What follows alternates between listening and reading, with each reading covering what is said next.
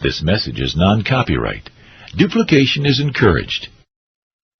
A number of years ago, in a Baptist church in Crystal Palace in southern London, the Sunday morning service was closing, and a stranger stood up at the back, raised his hand, he said, "Excuse me, Pastor, can I share a little testimony?" The pastor looked at his watch, he said, "You've got 3 minutes." And this man proceeded. He said, "I've just moved into this area. I used to live in another part of London. I came from Sydney in Australia.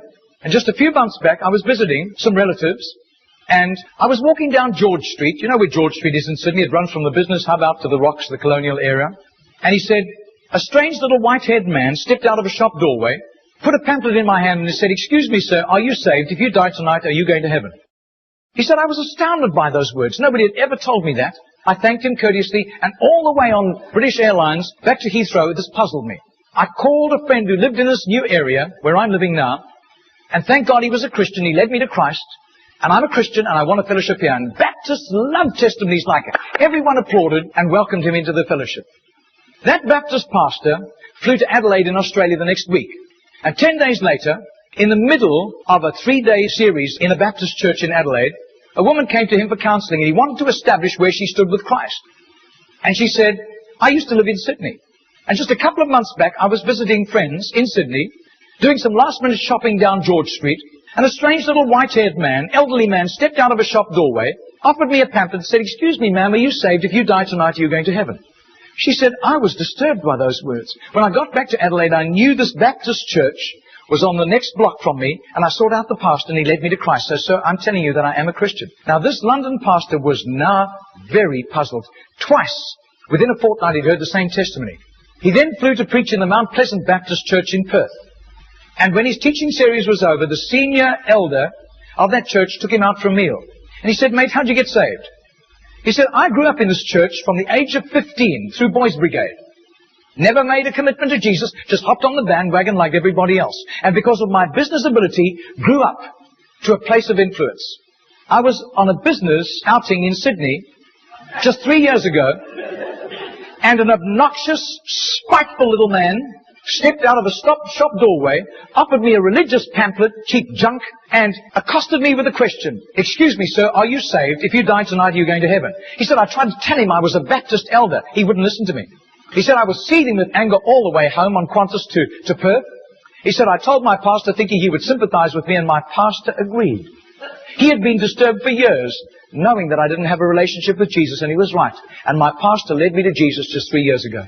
Now, this London preacher flew back to the UK and was speaking at the Keswick Convention in the Lake District. And he threw in these 3 testimonies. At the close of his teaching session, 4 elderly pastors came up and said, "We got saved between 25 and 35 years ago, respectively, through that little man on George Street giving us a tract and asking us that question." He then flew the following week to a similar Keswick Convention in the Caribbean, to missionaries. And he shared the testimonies. At the close of his teaching session, 3 missionaries came up and said, "We got saved between 15 and 25 years ago, respectively, through that little man's testimony and asking us that same question on George Street in Sydney." Coming back to London, he stopped outside Atlanta, Georgia, to speak at a naval chaplains convention. And when his 3 days of revving these naval chaplains up, over 1,000 of them, in soul winning, the chaplain general took him out for a meal. And he said, "How did you become a Christian?" He said, "Well, it was miraculous. I was a rating on a United States battleship, and I lived a reprobate life. We were doing exercises in the South Pacific, and we docked in Sydney Harbour for replenishments. We hit King's Cross with a vengeance. I got blind drunk. I got on the wrong bus, got off in George Street, and as I got off the bus, I thought it was a ghost. This elderly white-haired man jumped in front of me, pushed a pamphlet in my hand, and said, 'Sailor, are you saved? If you die tonight, you're going to heaven.' He said, the fear of God hit me immediately. I was shocked sober and ran back to the battleship, sought out the chaplain. The chaplain led me to Christ. And I soon began to prepare for the ministry under his guidance. And here I am in charge of over 1,000 chaplains, and we're bent on soul winning today." That London preacher, 6 months later, flew to do a convention for 5,000 Indian missionaries in a remote corner of northeastern India. And at the end, the Indian missionary in charge, a humble little man, took him home to his humble little home for a simple meal. And he said, "How did you, as a Hindu, come to Christ?" He said, "I was in a very privileged position. I worked for the Indian diplomatic mission. And I travel the world, and I am so glad for the forgiveness of Christ and His blood covering my sin, because I'd be very embarrassed if people found out what I got into. He said, one bout of diplomatic service took me to Sydney. And I was doing some last-minute shopping laden with parcels of toys and clothing for my children, walking down George Street. And this courteous little white-haired man stepped out in front of me, offered me a pamphlet, and said, "Excuse me, sir, are you saved? If you die tonight, are you going to heaven?" He said, I thanked him very much, but this disturbed me. I got back to my town, I sought out the Hindu priest, and he couldn't help me. But he gave me some advice. He said, just to satisfy your curious mind, nothing else, go and talk to the missionary in the mission house at the end of the road. And that was fatal advice. He said, because that day the missionary led me to Christ. I quit Hinduism immediately, and then began to study for the ministry. I left the diplomatic service, and here I am, by God's grace, in charge of all these missionaries, and we are winning hundreds of thousands of people to Christ. Well, 8 months later, that Crystal Palace Baptist pastor was ministering in Sydney, in Gymea, southern suburb of Sydney. And he said to the Baptist minister, do you know a little man, an elderly little man, who witnesses and hands out tracts on George Street? And he said, I do. His name is Mr. Genor, G-E-N-O-R. But I don't think he does it anymore. He's too frail and elderly. The man said, I want to meet him. 2 nights later, they went around to this little apartment, knocked on the door, and this tiny, frail little man opened the door. He sat them down, made them some tea, and he was so frail he was slopping tea into the saucer as he shook.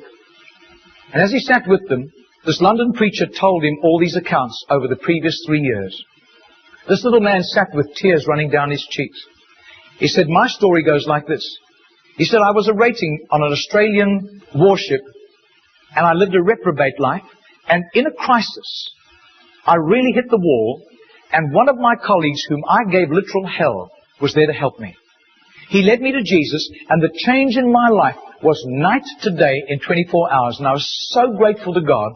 I promised God that I would share Jesus in a simple witness with at least 10 people a day, as God gave me strength. Sometimes I was ill, I couldn't do it, but I made up for it for other times. I wasn't paranoid about it, but I have done this for over 40 years, and in my retirement years, the best place was on George Street. There were hundreds of people. I got lots of rejections.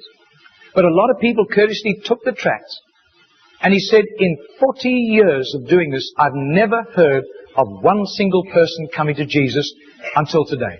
Do you know, I would say that has to be commitment.